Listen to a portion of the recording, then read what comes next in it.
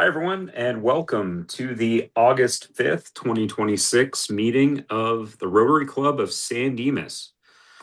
Welcome, everybody. Wednesday afternoon. My name is Mike Wallace. I'm president of the club. I'm also the broker-owner of Better Home Financial, a mortgage brokerage here in San Dimas, and I've been in the Rotary over 10 years now. Let's get started and go around the room. I'm going to have the Rotarians in attendance do a brief self-introduction. And let's start with Marilyn Sparks. Hello, Marilyn Sparks with Farmers Insurance. I also serve as the Los Angeles County Insurance Commissioner and serving my community through various committees. Yeah, yes, Rotary Plus. All right, yeah, so we'll continue on with brief self-introductions. Mike Neely. Welcome. I know I jumped on a couple of seconds late. Good to see everybody. Mike Neely, Equity 401k Consultants, located employer-sponsored plan advisor here in San Dimas. Excellent. Welcome, Mike. Raymond Foster. Hey, Raymond Foster, current Zoom master, and boy, I don't think I have any other responsibilities, but I will tell you, I just looked up. My Rotary International start date is November 26th, 2003, so 22 years. Excellent. All right. Sylvia Melendez. Hi, good afternoon, everyone. My name is Sylvia Melendez. I'm the CEO of the San Dimas Chamber of Commerce. Excellent. Thank you for being here, Sylvia. Glenn Johnson. I'm Glenn Johnson, member of Satellite Rotary Club of Military Family Support. Don't forget the food drive. And we know that's coming up very quickly, 10 days, I believe, a week from Saturday. And we will also have the kickoff party. I know we're going to get to the calendar later. But yeah, always worth bringing up and sending in another reminder. Sonia, are you available for a brief self-introduction? I think she may be on the phone. No. Oh, there you are. Sonia Reed, Chair of Making Spirits Bright, supporting low-ranking military families. Welcome, Sonia. Thank you for being here today. And Anthony. Hello. Currently at work. Sorry, no camera again today, but Satellite Rotary as well. Current president, Laverne San Dimas Educational Foundation, along with one or two other things within the cities. Glad to be here. One or two things. Rotary Plus again. Dominic, are you available for a self-introduction? I am Dominic Torres. I'm with High Point Brewing Company, Rotary Plus, or that's what we're calling it now. Chair of the STAT Club, military families. Thank you, Glenn, for already pointing out food drive coming up, kickoff at High Point. We'll get to the calendar later. Excellent. All right, welcome. James, are you available? I am. Hi, everybody. James Chung, the owner of Team IT here in San Dimas, part of the Rotary, and I'll see you guys at the food drive. Excellent. Welcome. Shapa. Hi, good afternoon, everyone. My name is Shada. I'm a professor of political science in Glendale and Laverne. Excellent. Welcome. All right. I don't think I missed anybody. Okay. Well, we will move right along. I'm sure we're going to have people pop in as they free up, but we'll get to our speaker, headline speaker today. And I will, let's see, I have a brief introduction here. Improv for life, leadership, and communication skills. Josh Heimendinger. I think I got it. I nailed it. What do improv performers and effective leaders have in common? Both succeed without a script. I say as I read the bio. In this engaging session, Josh will introduce Rotarians to the power of applied improvisation, translating skills from the stage into real-world leadership, communication, and teamwork. Through a blend of short demonstrations, light optional participation, and practical takeaways, attendees will discover how simple mindset shifts, like building on ideas instead of blocking them, and listening to others rather than respond, can transform the way we lead and connect. Josh's journey began in the cybersecurity field, where uncertainty and high pressure situations often left him second guessing himself. After discovering improv comedy in 2014, he experienced a profound shift, becoming more adaptable, confident, and effective in his professional interactions. What started on stage quickly translated into real-world success. So without further ado, we'll turn it over to the man of the hour. Josh, take it away. Awesome. Thank you all so much for having me. I really appreciate the opportunity. This is the second Rotary Club that I've spoken for. I spoke at the La Habra Rotary Club last week. I had a really great time speaking with them and sharing some of this content with them. So thank you all so much for the opportunity. So yeah, like my bio says, I'll just share a little bit about me before we sort of jump into things. I spent 15 plus years in cybersecurity, and last year I sort of stepped away from it after going through the grind of working in cybersecurity consulting, working with companies of all different shapes and sizes, and tackling all of these different sorts of projects. But when I first started as a consultant back in 2013, I was very unsure of myself. I wasn't 100%. I even went to my boss at one point and told him that I was fairly certain that they hired the wrong person for the job, and he came back to me and basically said, "No, we hired you for a reason, and you'll figure it out." And then I did, but I never really started feeling super comfortable with what I was doing until I started taking improv classes. And I started taking improv classes as a way to get out of the house. It was a way to, I had no, aside from the people that I worked with, I had no friends outside of work. I had just moved to California, or to Orange County specifically, with my wife, and we had a new baby at home. And yeah, I was basically miserable. So I started taking improv classes as just a way to get out of the house on the weekends, and then I fell in love with it. And I found in the first year or two of doing improv comedy that the way I related to clients was changing. The way that I was able to communicate with my coworkers was changing. I was more adaptable. I was more creative in my solutions to things. And I very quickly became somebody at my job that, like, if you ask people, like, who would you go to solve a problem? Who would you go to for a creative solution? People would say me. I had people coming to me from departments that I wasn't even a part of, asking me to help them solve problems that they had.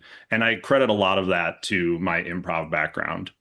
And so I'm going to talk a little bit about the concept of applied improv, right? When we do, actually take a step back. When I talk about improv, people probably have a couple of different thoughts in mind. You may be familiar with the chain of comedy clubs called The Improv. Those comedy clubs, they do stand-up, much to my chagrin. They don't really do improv comedy. The improv that most people are probably familiar with these days is a show called Whose Line Is It Anyway? It's been on the air for 30 plus years. There's also a new streaming service called Dropout. You may have seen clips from that on YouTube and other things, but that is also improv. Basically, my friends and I, every week, we get up on stage in a little black box theater in Costa Mesa, and we completely invent characters and scenarios, and we do one-act plays, and we do unscripted musicals, and all sorts of different things where we get a single suggestion from an audience, and then we perform for 30 minutes to an hour, generally off of that single suggestion. Or we'll bring in guest monologists to come in and tell stories, and then we will do scenes based on those. And the principles that underlie what we do on stage, right? Because we have a single suggestion or a single story or a monologue to build an entire show out of. The tools that we use when we do that are tools that are great for the real world. And so when we talk about the concept of applied improvisation, that is really what we're talking about, is taking the concepts that work on stage to build these comedic performances and putting them into practice for businesses, for personal life, for presentation skills, for basically anything, any sort of soft skills, sort of communication type thing. So I have a couple of really quick stories, and I'm going to kind of go through them relatively breezy, and kind of relate these stories back to some of the improv techniques that we use, and talk about how those apply in the business world, especially as leaders, with people who are depending on us, coming to us for answers and all of those sorts of things. And so the three guiding principles that we're going to talk about are accept, adapt, and elevate. I have three kind of brief stories here to kind of illustrate each of these. So I'm just going to walk through each of those. Doubt that the audio is going to come through on this, but if anybody knows who this gentleman is here playing piano, this is Keith Jarrett. Back in 1975, at the Cologne Opera House, he showed up to do a concert, and he's an improvisational jazz pianist. And he showed up to do a concert where he had requested this 10-foot long, 1,200-pound piano to be put on stage so that he could use that to improvise. He does about like a 60 to 90-minute fully improvised set. And when he got there, the concert promoter, who was this young 18-year-old girl, the youngest concert promoter in Germany at the time, when he got there, the piano that he had was not the one that he expected. When he showed up, there was this 6.5-foot long baby grand piano. It had only ever really been used for rehearsals. It was out of tune. Some of the keys were stuck. Some of the pedals didn't even work. It was basically junk. And initially, he refused to go on stage. But that concert promoter, Vera Brandis, basically convinced him to stick around. They said that they would fix the piano. They would get it working. They would get it to an acceptable state. And even just before he went on stage, he was still not sure that this thing was going to do what he needed it to do. But he went on stage and he improvised. And the recording of that concert, of the Cologne concert, is the best-selling piano recording of all time and the best-selling solo jazz album of all time, selling over 4 million copies. And for me, at least, this illustrates a couple of different things. I like this idea of the wrong piano, right? The wrong piano shows up all of the time in business, right? There are budget cuts. There are changes to scope. Clients want different things. Somebody calls out sick. You show up to an event location and the event coordinator says, hey, we can't give you the room that you needed because this other room is all we have available to us. As leaders, as somebody in that position where you have to make a decision based on being given something that doesn't fit with the reality you expected, you have to say yes and. And in improv, we have this concept of yes and, which is basically I am going to take whatever idea my scene partner says, right? So if my scene partner comes into a scene and they label me as we play all sorts of things cross gender. I play goblins and all sorts of different things on stage. But if they come in and they say, hey mom, I'm home from school. I now have to accept the fact that I'm playing this other actor's mom and that they are just home from school. And if I try to deny that reality, we are going to run into a situation where the scene just falls apart. Nothing works. And so we have to confront the reality as it is, not as we want it to be. Everything is an offer. When somebody comes to you with an idea, I use this idea at my last job. Somebody came to the manager of our project management team and basically said, hey, we should do an employee of the month program. We should do an employee of the month award. And when we award that, it should come with like a monetary thing to kind of encourage people to, to perform better. And the initial sort of response to that was, well, no, we can't afford, a $500 a month award for employees of the month, right? We can't hand out $6,000 in rewards and awards on a monthly basis. So we're just not going to do that. That employee walks away from that meeting, feel like their message hasn't been heard, that they are not really being listened to, that the thing that they wanted, they're not getting even a portion of that. And so when we talk about the idea of sort of finding your yes and as a leader, The first thing for me is just really to think of yes and as a posture that you can take. It's not necessarily a policy, right? Every single idea that comes across your desk is not necessarily going to be something that you can implement 100%. But we can find a portion of that that we can say yes to. Someone comes to you and says, we need or we want an employee, recognition award, and we want a monetary, value attached to it.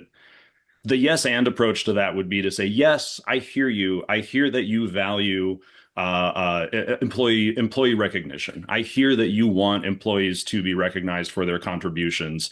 And what I would like to do is I'd like to meet with you next week to come up with an alternative to the $500 award, right? We can't do $500, but let's carry this conversation forward and let's talk about what we actually can do.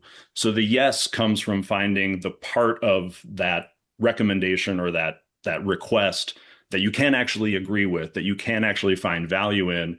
And then the and comes from moving the conversation forward and not just stopping it in its tracks. As people, as just natural people, we tend to be defensive. Finding your kind of default yes, but I think is very important. Yes, but we don't have the budget. Yes, but we don't have the time. Yes, but we've always done things this other way, right? We all default to these different things.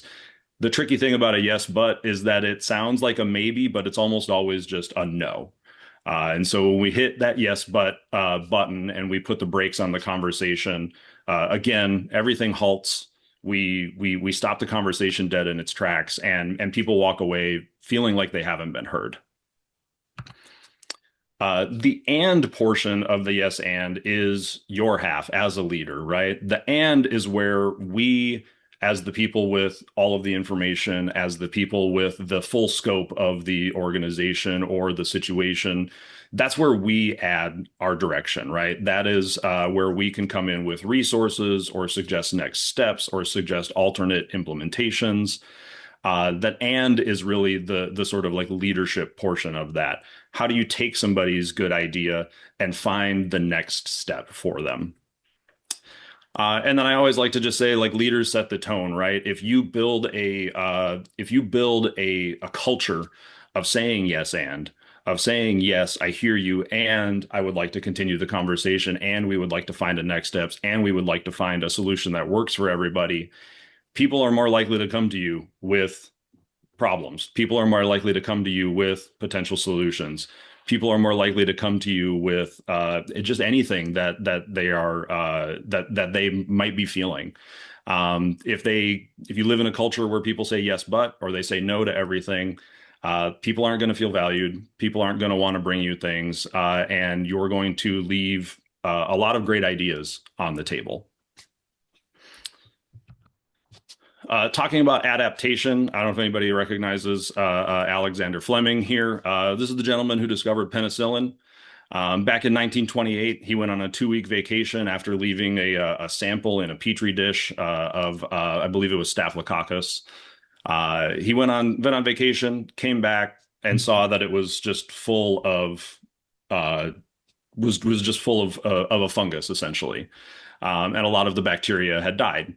And he could have looked at that and he could have thought, well, I'm just going to scrape this into the sink and we're going to try the experiment over again. But he noticed that all of the bacteria near the fungus had died. And sort of fun for me as an improviser, the first thing that he said when he noticed that was famously, "That's funny," which I just think is cute. And in that moment, he took some time to actually look at why it had died and all of that. And long story short, he discovered penicillin. The great thing about this for me is that the mistake itself was not the discovery, right? There were probably dozens, maybe even hundreds of scientists who had done similar experiments, had their petri dishes ruined by some sort of fungal infestation or something like that, a spore wafting in from outside or what have you. And they looked at that dish and they thought, my experiment was ruined. I'm just going to scrape it down the drain. I'm just going to get rid of that contaminated dish and I'm going to move on. What Fleming did was he looked at the dish and he asked the question of like, what can we learn from this mistake, essentially? What can we do with the problem that has been presented to us? And so to kind of continue with the wrong piano analogy, the contaminated dish analogy, For me, at least, the idea of a contaminated dish is that is your team's mistakes or even your mistakes, right? And our responses to mistakes kind of determine whether anybody looks at them. If you're in an organization where people come to you with mistakes and they are immediately punished or admonished or they are, written up or something along those lines for making a mistake, what do you think is going to happen the next time that they make a mistake?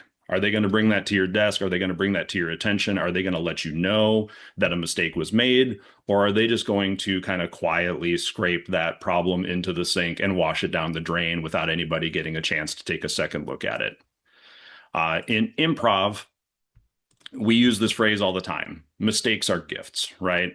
If I'm on stage with somebody and they mislabel a character or they say a word in a funny way, or even just a couple of weeks ago, I was on stage at the Orange County Improv Festival. I had set up 3 chairs and I had sat down to do a scene where I was roasting marshmallows around a campfire. And I sat down, started very clearly what I thought was holding a stick and some marshmallows. And then my scene partner came and sat next to me and was also roasting some marshmallows. And then a third player came in and sat in the chair next to me and immediately cast out a fishing pole. And so the stage picture was the 3 of us gathered around what 2 of us knew was a campfire and what the third person thought was a river or we were fishing. And rather than stopping the scene and saying, "Hey, no, like what we're trying to do is roast marshmallows, and you're doing it wrong. You've made a mistake, and we need to start over." We don't have the luxury of doing that on the improv stage because audiences are watching us do this live. And so what the rest of the scene became about was the reality that this other character who had walked up to the campfire with his tackle box, with his fishing lure hat on, sat down at the campfire and then just cast his line directly into the fire. And we made an entire scene about that. So when we talk about the idea of mistakes being gifts and embracing the reality that's sort of put in front of us, how we respond to those mistakes really determine what the next mistake costs us, essentially. So a couple of things to take away from this, at least for me, from an improviser's perspective. Mistakes are information in disguise, right? Every error tells you something about a process, about a person, about an assumption that you might have, about a gap. It tells you something, hopefully, that you didn't know before. Your reaction to mistakes also sets the price of honesty, right? How you respond to a mistake kind of determines what the next one costs you because your team is going to decide whether they're going to surface additional problems or early, or if they're just going to hide them until they become too big to ignore. And as far as leadership goes, I think being the leader that people bring their dirty dishes to is super valuable, right? When a contaminated dish comes up, when somebody comes to you with a problem, is your first response to say, well, that's just garbage. We need to do something about this. Or is it to look at it and say, well, that's funny. What can we do with that? What can we learn from this mistake? What can we take away from this? What lesson can we take away? One of the gentlemen at the Rotary Club last week raised his hand in the middle of the presentation and just said, I always say, if you're not making mistakes, you're not learning. And I agree. As human beings, that's just how we learn. We don't really know what it means for something to be hot until the first time we touch something hot or put something hot in our mouths. And then in the future, when someone tells us that something is hot, our brain goes, "Oh, right. That's what hot feels like. I don't want that again. I don't want to burn my hand or my mouth or whatever." And all sorts of mistakes, all sorts of problems that arise in our everyday lives should be looked at through that lens. At least I try to, right?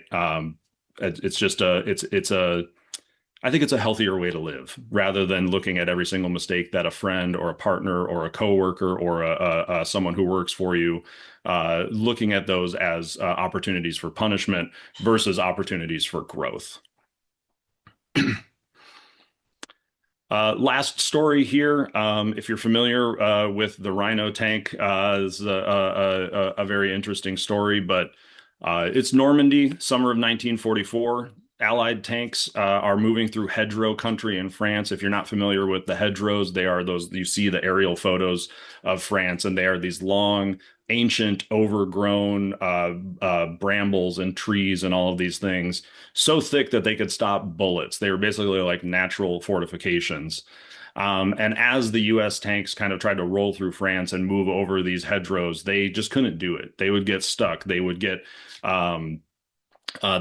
They would get elevated, which would expose their thinly armored underbellies. Their guns would be pointed in the air, and they would essentially be rendered ineffective. And the person who solved this was not some engineer or some general or somebody who had some like incredible idea.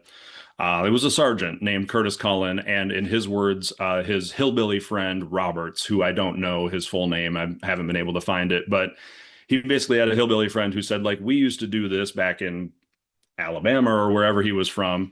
And they designed these tusks that they were able to sort of weld onto the front of tanks, and they used German scrap metal from German roadblocks to make these tusks.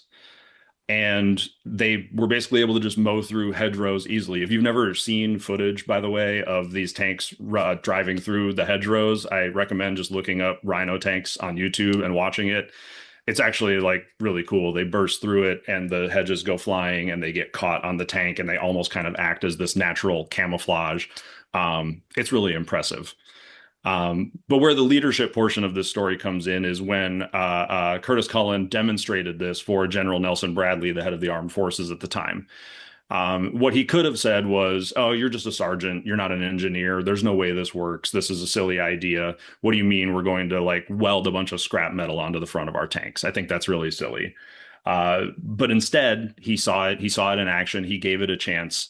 And he ordered it to be adopted basically force-wide. And I think by the end of the war, some 60% of tanks were equipped with these hedgerow clearing devices.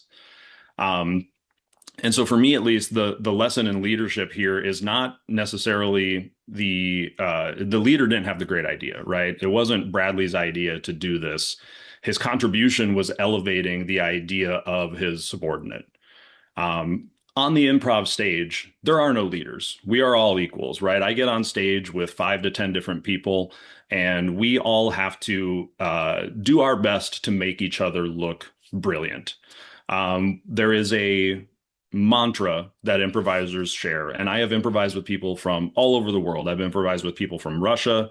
I've improvised with people from Japan, Iceland, South Africa, Spain, Brazil. I've improvised with people from all over the world.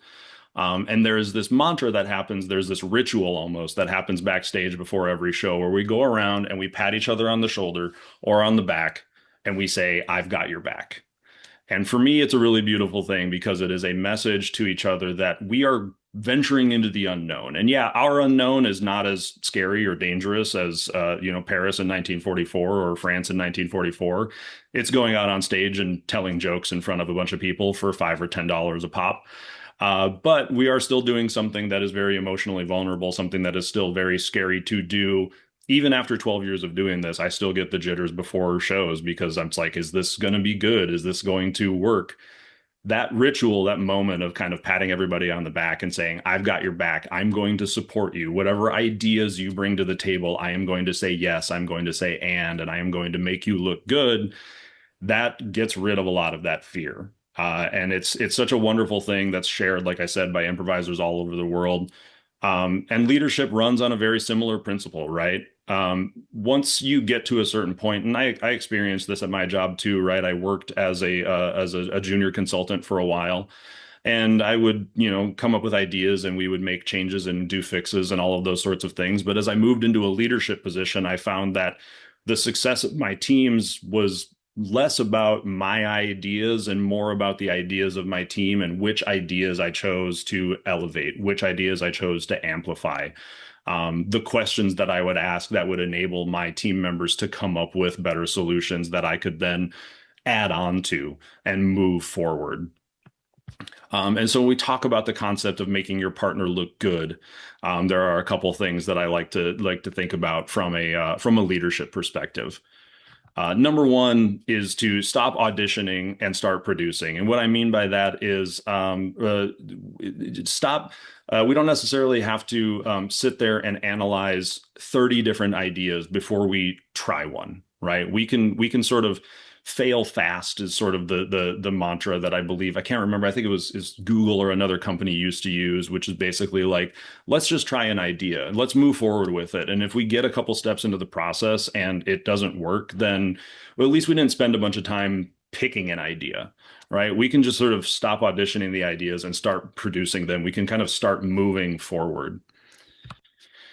Half-formed ideas are the raw materials that lead to really good ideas. In improv, we have this concept of like a fully formed premise. You can come into a scene with a whole idea of like, I'm going to be the mom and you're going to be the daughter, and we're going to be at Starbucks and we're going to be talking about X, Y, or Z.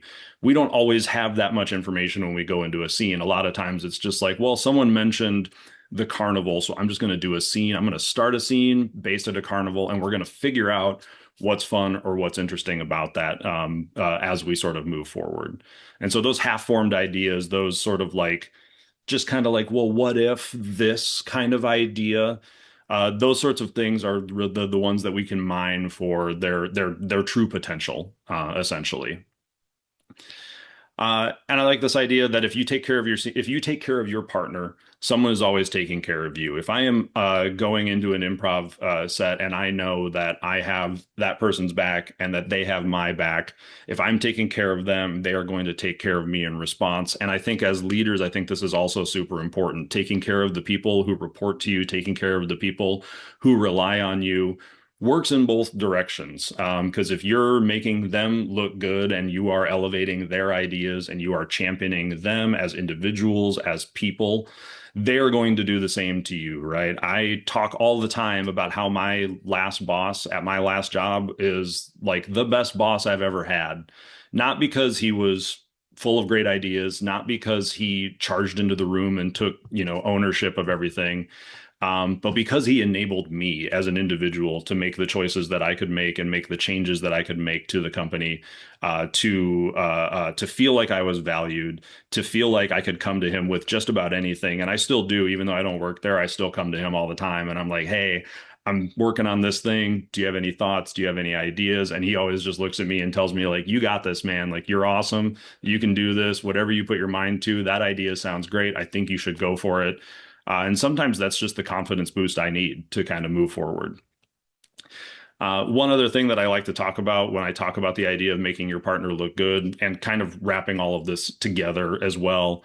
Back in 2012, Google did a study they called Project Aristotle, and they studied all of their teams, 180 different teams within the organization. And they wanted to find out why those teams performed the way that they did. And at first, they identified a couple of different factors that created a successful team, but it felt like there was kind of still something missing. They had teams that scored high in like all of these areas, like dependability and clarity and meaning and impact, but some of them still had very wildly differing successes, right? They had differences in performance. So then they went back and they looked at the psychological safety of those teams, basically the idea of like whether people feel safe to take risks with one another, to bring up potentially controversial topics, or to bring up new ideas, or to go to their boss and say, hey, I screwed up, or whatever. And what they found was that the single most important factor that separated their higher performing teams from their lower performing teams was that psychological safety, was that concept of making your partner look good, of accepting and elevating and doing all of these things that as improvisers, I do with my teammates every single week. And so to sort of put to wrap all of this up, really, I want to talk about those guiding principles again, just very briefly. The concept of accepting, right? Finding your yes and. What can you say yes to? And then how can you move the conversation forward? Adapting, looking at mistakes as gifts, right? Looking at them as opportunities, not roadblocks. Looking at them as lessons to be learned rather than punishments to be handed out. And then lastly, elevating, right? Making your partner look good. if I make my coworkers look good, if they make me look good, if I make my subordinates look good, if I make my manager look good, the person who's up the chain, if we are all doing our best to make sure that everybody feels amplified, everybody feels elevated, everybody feels listened to, we are going to build a better performing team just through the psychological safety that comes with that feeling of, oh, I don't have to walk on eggshells. I don't have to worry about every single little mistake or every single little problem that comes up because I am going to be supported. I am going to be valued. I am going to be listened to. And I think there's something really beautiful to that. That basically does it for my presentation. I believe there's a Q&A portion of this if people have questions. One thing I kind of didn't really talk about is my organization, Train the Human. I take the principles of improv comedy and I apply them to teams and businesses. And I do team trainings and I do soft skills, kind of communication, creativity training, and all of those sorts of things using those underlying improv principles that we sort of just talked about. We do exercises, we do role play, we do all sorts of different things to sort of train people to feel what it's like to live a little bit more improvisationally.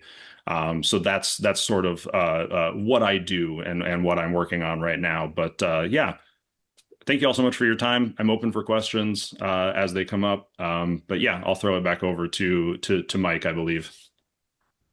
All right. Thank you, Josh. That's a great presentation. Yes, we will open it up for questions. Feel free if you have a question, unmute yourself and jump right in.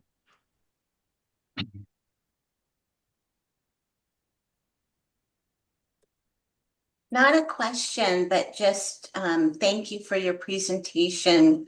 And I like just the change in one little word, one three-letter word can really alter perspective.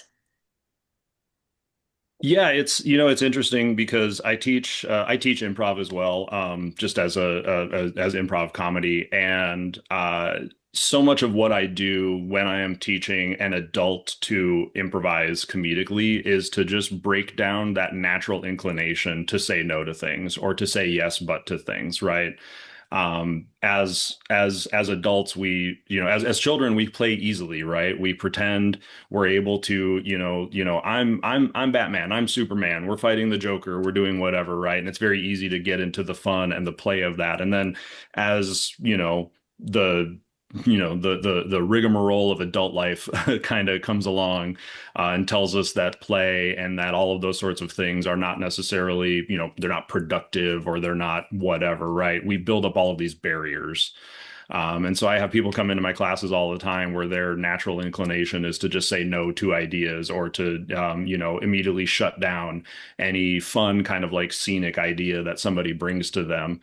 And so I often just talk about the idea that like my job as an improv coach and as an improv teacher is really just to rewire the adult brain to be comfortable with playing like a kid again.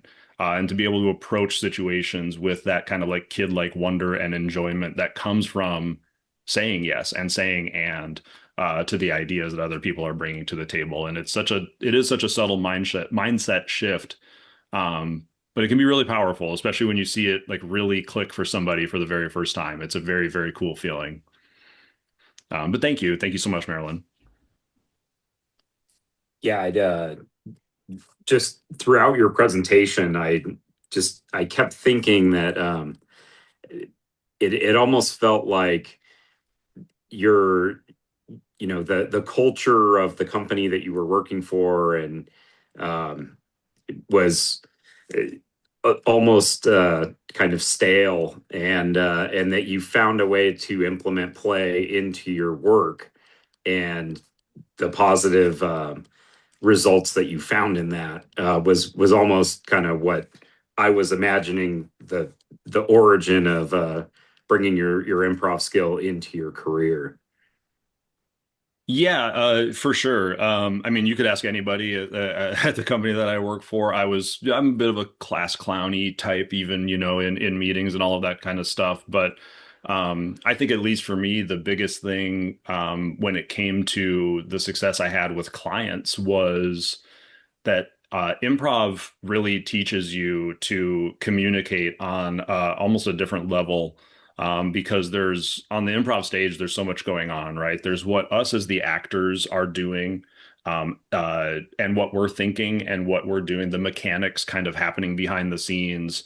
Then there's the sort of what's happening out in the scene, right? This is the mom, this is the daughter, they're there at Starbucks and everything. And I have to be listening and looking for like all of that. And so when I started kind of applying that to, like, I used to be terrible at small talk. I couldn't go to a meeting with a client or like a lunch with a client or, whatever, and sit there for an hour and carry a conversation. Like, I just couldn't do it. I didn't know what cues to look out for or like what things to kind of pick up on or what topics to talk about. And then I found that the more that I just listened to people talk and the more that I just like ingested information and went, oh, they find value in talking about this thing, or they're finding it useful to talk about X, Y, or Z, or they're clearly worried about this problem or that I was able to sort of like jump in and kind of command those conversations and sort of take charge of those moments. And that reflected in my work. That reflected in the way that clients would ask me to come back. That reflected in the way that my kind of like after project survey scores would go up. And, clients would say like, we really loved working with Josh. He's awesome. We would love to have him back again. And if they didn't get me again the following year because of scheduling and all that stuff, I'd get an email from them saying like, hey, we're really bummed we didn't get a chance to work with you this year and all that kind of stuff. And that never happened before taking improv classes.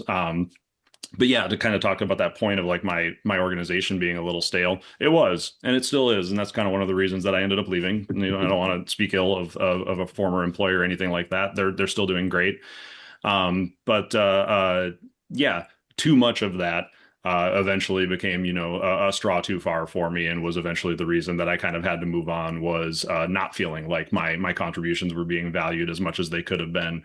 And I wasn't the only one. I wasn't the only one who had that feeling, and kind of walked away. And all it really was us just not feeling like we were being heard or that our message was being received by upper management. And that was really the big thing. The pay was great, the hours were great, the benefits were all great, but at the end of the day, we had to walk away, and it just happens. Yep. All right. Any other questions for Josh?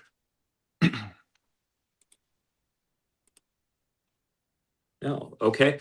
All right. Thank you very much for the presentation. We do have some club business to handle. You're more than welcome to hang out, or if you need to run, we understand. But yeah, we're going to go ahead and move through the rest of our business for the meeting. I do not. I'm gonna go ahead and head out. I've got to go. I got to go get some new food for my cats because they're not happy with the last food we gave them. So appreciate the time, everybody. Thank you all so much. Absolutely. All right. Thanks, Josh. Okay. I do not see Rita on the meeting, so I propose that we just go ahead and skip the Fine Master this week, move right on down. I'm sorry? We had a meeting earlier. I think it just ran longer than. Yeah, no worries. That happens. So let's just go ahead and move down to Action 360, Cornhole Tournament Recap. Raymond, do you want to jump in or you want me to take that? Well, Mike, you can talk about the day. I'll just tell the finances. We netted $6,980. That is a fantastic. That funds teacher mini grants, and in fact makes our budget funded for the foundation all the way through. And with that money, we've already supported about 500 children at Fort Irwin. We did back to school between feeding military families and making spirits bright. Spent $3,000, and also March Air Force Base, 80 families we assisted there. And so the money will go to great use. Mike, I don't know, how'd you find the day? I thought it was great. It was obviously a very hot day temperature wise, but yeah, I thought it was wonderful. I'm always concerned at events like this with, what's the attendance going to be like? How many people are going to show up? Are we going to have enough teams? Are there going to be too many people? All of those things. But yeah, the sponsorships came in. The sponsorships of the teams to play. There were enough people to have a respectable sized tournament. Sold some raffle tickets, got some donations, and I think financially we blew it out of the water. This was beyond what I thought we were capable of raising on that day this year. And so, yeah, I think everybody had a good time, and the feedback almost universally that I've heard is, let me know when you're doing it again, and I have some friends who want to come and join next year. So I know Raymond and I spoke about moving the timing up to possibly June, maybe early June, and maybe combining it with our kickout party or a club social to get more of the club out there. And it is a really fun event and a good day. Did you have anything to add, day of? No, I think you're right. Moving it's probably the best, but we'll talk about that. It was a great. The Marines had a great time that were there. The people had a great time, so that's the way it made money. Yeah, I think it was a success all around. Food drive kickoff party, that is going to be next Thursday, a week from tomorrow, August 13th, 5 to 7 at High Point Brewing Co. On Arrow Highway in San Dimas. I'm sure everybody knows where that is. Bring 6 cans of food, and your first beer is on the Rotary. I will be there. And if the Masonic Lodge is open that night, then I will directly drive my truck over to the Masonic Lodge to unload that night. Otherwise, we'll make other arrangements. I'll come by Friday morning, but whatever you want to do, Raymond, whatever the best is most convenient there. I do have a flyer, an electronic flyer. Thank you, Sylvia, for putting that together. It looks shockingly similar to our last flyer with updated dates. No. No, but it's a great flyer, and I'll go ahead and email that out to everybody in case you want to put that up on your social media. But I know High Point is blasting that out starting this week, and then we will have the food drive, and I'll turn that over to Raymond. Yeah, food drive is a week from Saturday. As always, there are glitches appearing. The main transportation is handled. We're concerned about Fort Irwin transportation, but I think we've worked that out. James is prepared to go out down there. So bring food. I always a week before I'm like, I don't know, is anybody going to show up? Who knows? That's it. We're pretty dialed in on doing this. So show up. That's what I need you to do. The next thing we have come up is some Marine Corps dinner, and immediately after the food drive, we begin to work on that. However, we've already booked a 13-piece jazz band to play at the Marine Corps dinner. And we've tried to book the Fife and Drum Corps. We're open dialogue with them for the thing. We're looking for a speaker. There will be alcohol served. So it's going to be a bigger party. 438 seats are available. So it's a bigger party, a little bit more stress. That's it and then we got RILA TLC teacher mini grants. The only thing I want to say about that, Mike, is this is everybody's opportunity. If you would like to participate in the education side of what Rotary does for the school district, teacher mini grants need reviewers for the committees. The same with interviewing students for RILA and TLC and helping us prepare to send kids from high school and junior high school to leadership camp. If it's something you're interested in, let myself or Mike know via email so you could serve on one of those committees. That's always a fun thing to do. That's it, Mike. All right. And the food drive, I know long time ago the Facebook events were set up and all of that. I just encourage everybody to share that event sometime in the next week on your social media. That just kind of acts as a reminder or a virtual tap on the shoulder, just to try to get as many people out as we can, and be able to get get food to carry these food banks, throughout the fall into the winter. All right, moving on. Let's get down to the calendar of events. I think we kind of went over everything except the upcoming speakers and meetings, but Can you see the calendar? yes. Oh, good. I can't tell anymore what you can see. I apologize. So, we've talked about all that. Our next regular our board meeting is the only thing left for this in-person or Zoom meeting this month. And we did the taxes and we got all the final reports that have been done financially. That's a pretty big board meeting. So if you'd like to show up at that, we really appreciate that. But our next one is leadership lessons from the happiest place on earth. And we have meetings all the way through, speakers all the way through October 7th. So as always, if you would like a speaker or a subject, email me and I'll do everything I can to get it arranged. Excellent. Thank you, Raymond. That brings us to the four-way test of everything we think, say, and do. I'm looking this direction because I keep a plaque of the four-way test on my office wall here. And this is an ethical test developed by Rotarians of everything we think, say, and do. Is it the truth? Is it fair to all concerned? Will it build goodwill and better friendships? And will it be beneficial to all concerned? And if the answer is yes to all four of those questions, then you can be reasonably assured that you are acting in an ethical manner.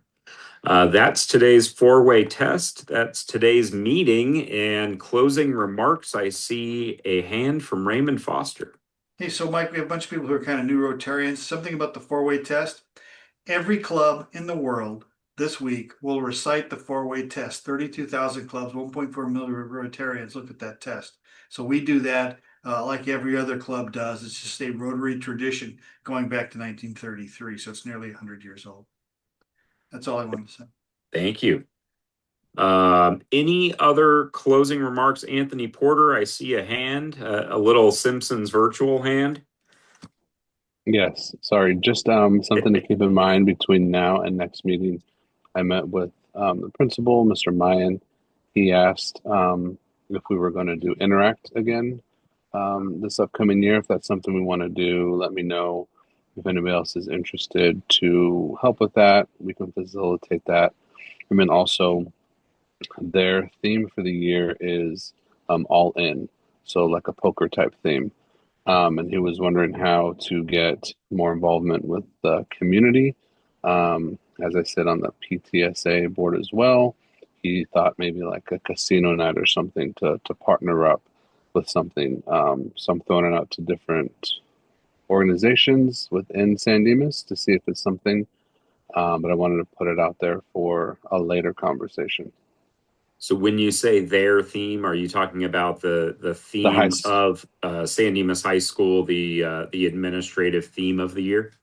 Correct. Their theme this year is all in. They've met a couple of academic goals they'll be announcing later on in the year when it comes to testing scores, not just for county, but state as well, and exceeding. So their theme is all in, and they have like a poker theme throughout different events throughout the year. So that was one thing he had brought up. Excellent. All right. Maybe when we get a little more information, maybe we can put that on an agenda and invite the principal to possibly make a presentation if it reaches the point where he has an idea that he wants to present, possibly a partnership with. Okay, Dominic, I see another Simpsons hand.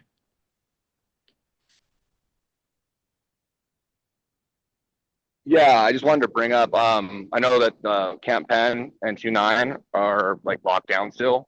So I don't know if you want to reach out, Mike, about getting the van down at the visitor center again. And I know that we can only send like the truck essentially in to 29 Palms.